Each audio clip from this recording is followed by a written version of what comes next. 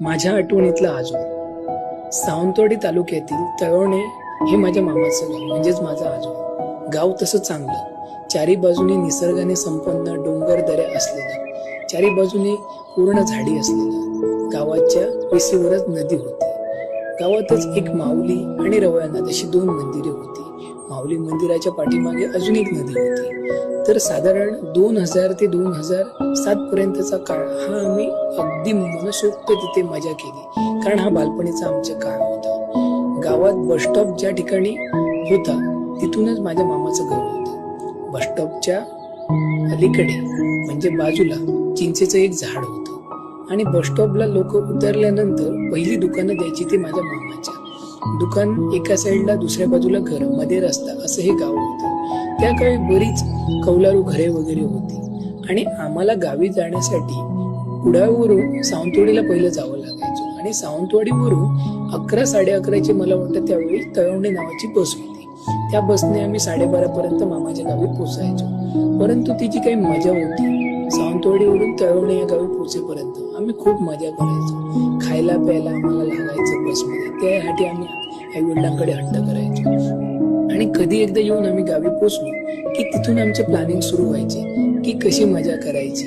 मे महिन्याच्या वेळी तर गावात सगळेच घरात आपापले आते भाऊ मामे भाऊ आलेले असायचे. त्यावेळी आम्ही पण सगळे मावस भाऊ, आते भाऊ, मामे भाऊ एकत्र व्हायचो. आणि मुख्य म्हणजे आमचा फिरायचा प्लॅन काय असायचा तर गावाच्या वेशीवर असलेली नदी, त्या नदीवर जाऊन मासे पकडणे. तर मासे पकडताना आम्ही काय करायचो की मामाच्या भुशारी दुकानातली एक गोंटा, त्याला गोणी आपण म्हणतो, ती घ्यायचो. दोन्ही साईडला दोघेजण पकडायचो, मध्ये तांदूळ टाकायचो आणि त्यामध्ये मासे पकडायचो. मासे पकडून आणले की ते आम्ही विहिरीत सोडायचो. हाच एक आमचा छंद होता. त्यावेळी शाळा 1-2 किलोमीटरवर होती. शाळेकडून येता जाताना आम्हाला बरंच निसर्गरम्य वातावरण तिथे दिसायचे.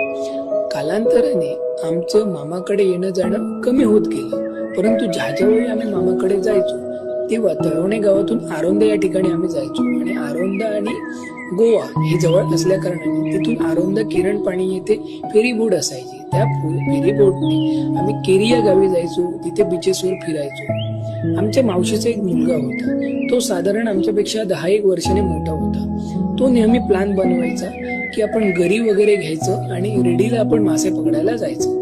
रेडी गणपती मंदिरच्या पाठीमागे जो समुद्र लागतो तिथे आम्ही मासे वगैरे पकडायला जायचो.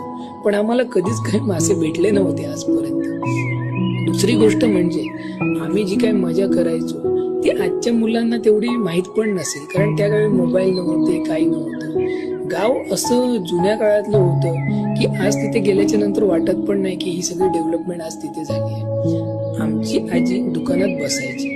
दुकानात आल्याच्या नंतर बरेच लोक तिथे आल्यावर आपल्या पूर्ण राजकारणाच्या गोष्टीपासून गावच्या ग्रामपंचायतीच्या राजकारणाच्या गप्पा तिथे चालायच्या. आम्ही आजीसोबत दिवसभर दुकानातच बसून असायचो, कारण तिथे आम्हाला चणे, फुटाणे, शेंगदाणे खायला भेटायचे. हळूच आजीचं डोळा चुकून आम्ही थंड वगैरे याच्या बॉटल्स लपवून पाठीमागे जाऊन प्यायचो. परंतु आजी आम्हाला त्यावेळी ओरडायची, परंतु तो ओरडा आज आम्हाला खायला मिळत नाही. कालांतराने असे झाले की आम्ही गावी जायचे, आजोळी जायचे कमी झालो. शिक्षण म्हणा किंवा आपला जॉब म्हणा या नादात आम्ही पूर्ण मुंबई, गोवा ह्या ठिकाणी आम्ही स्थलांतर झालो. पुढे पुढे गावात येणे जाणे कमी झाले. आज जर त्या गावात गेलो आम्ही तरी पण आज पण आम्हाला लोक विचारतात, बऱ्याच वर्षांनी आला असणार आहे, आज आजी पण नाहीये. कालांतराने आजी पण गेली, परंतु तो जो काही गावातला गावपण आम्ही जे अनुभवले, जे काही आजोबा म्हणतात ते आम्ही अनुभवले, ते पूर्ण आयुष्याच्या आठवणीच्या कोपऱ्यात कुठे ना कुठेतरी आपलं बालपणात, ते बालमनात कुठेतरी कैद होऊन राहिलेलं आहे. तुमच्या पण काही अशा आठवणी असतील तर त्या शेअर करा मित्रांनो. धन्यवाद.